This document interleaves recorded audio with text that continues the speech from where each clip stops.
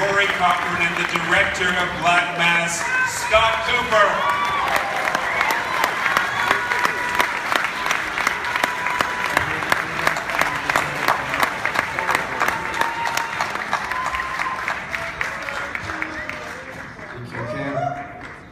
Thank you, Toronto.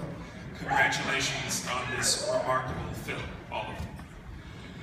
Scott, this is a big story, a lot of characters, a story that is familiar to a lot of people.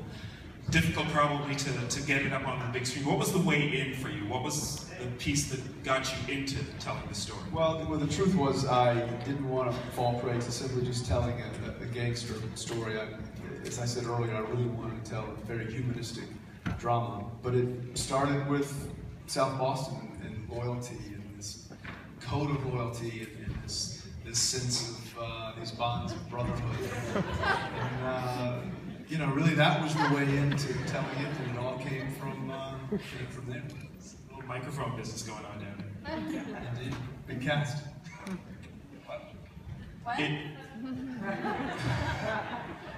It is a terrific cast. We have actually a question from someone on Facebook for you, Johnny, once you got a microphone. And it was, what was the most challenging part of grappling with this character? What was the most challenging part of building your performance with this film? Sorry, wrong microphone. You know, for me, you know, as it was for Scott, when we first sort of started to, you know, take this thing apart,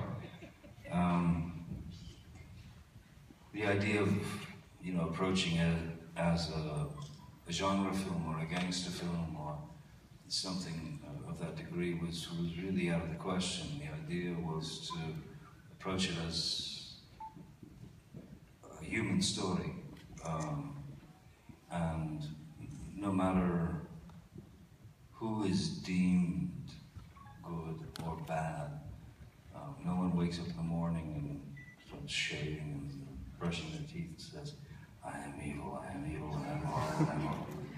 You know, this is a guy who grew up as a, you know, Catholic school kid, very much in touch with his Irish heritage and loyalty within that area of South Boston, you know, Southie. So it was essentially the story of a guy who, you know, came up the ranks in the only way that he knew, and what he became was not necessarily by choice. It just was the language of those people, you know, of that business. So my approach was very much like Scott's.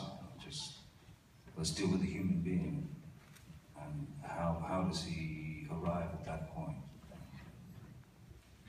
For each one of the actors on stage,